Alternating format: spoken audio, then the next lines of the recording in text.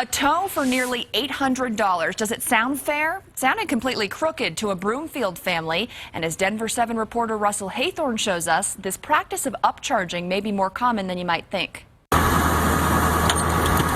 This was the scene last Friday night on a snowy highway in between Broomfield and Boulder. I was just like, I have to get out of here. I have to get out of here. I was upside down in this car. Candace Medlin was the driver inside. There's tons of glass all over the interior of the car. Her Jeep is now back in her parents' driveway, but getting it here wasn't easy or cheap. I assumed that they would be reasonable in what they would charge me to tow my car. The tow operator, Marv's Quality Towing out of Boulder, charged nearly $800 for the tow that night. That shocked us that the bill was that high. I felt like they were just kind of saying, hey, you know, you got a good deal out of this because your daughter's okay. When Candace and her parents went to the tow office in Boulder to dispute the charge, Marv's didn't have a good explanation and in fact had this to say while Candace's dad was recording the conversation. Again, that's something I want to talk to the driver about and say, hey, what is this?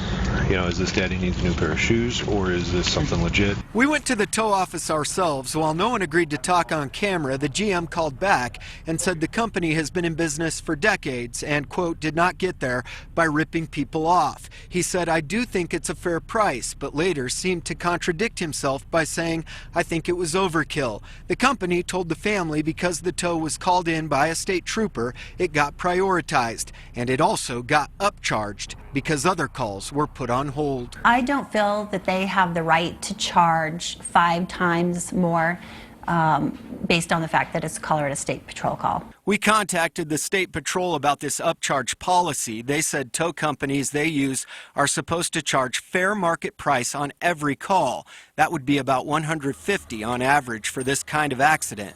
Again, the company had trouble justifying the charges to the family. And sometimes my guys get a little happy with the pen, and I understand that. For them to be gouging people, gouging insurance companies or gouging the public is not appropriate. Candace's parents spent nearly 2 hours arguing with Marv's before the tow company finally cut the bill from $795 to $210. How about $210? That's $170 for the tow, and that's the one day that it's sat here. And then someone in the office makes reference to their agreement with the CSP and the trooper funeral this past Monday. Don't throw me under the bus because we work with them, so I don't want to piss them off, okay? We don't want to bite the hand that feeds us. I think that they're extremely unscrupulous. I think they are operating with very unethical business practices. I really felt like they had been trying to swindle me. Russell Haythorn, Denver 7. The family can file a complaint with the State Patrol. The State Patrol says it will drop the company from its preferred list if it finds the tow operator was using deceptive practices. Now, tow operators are regulated by the Public Utilities Commission, and the family can also file a complaint with the PUC, which could result in the tow operator losing its license.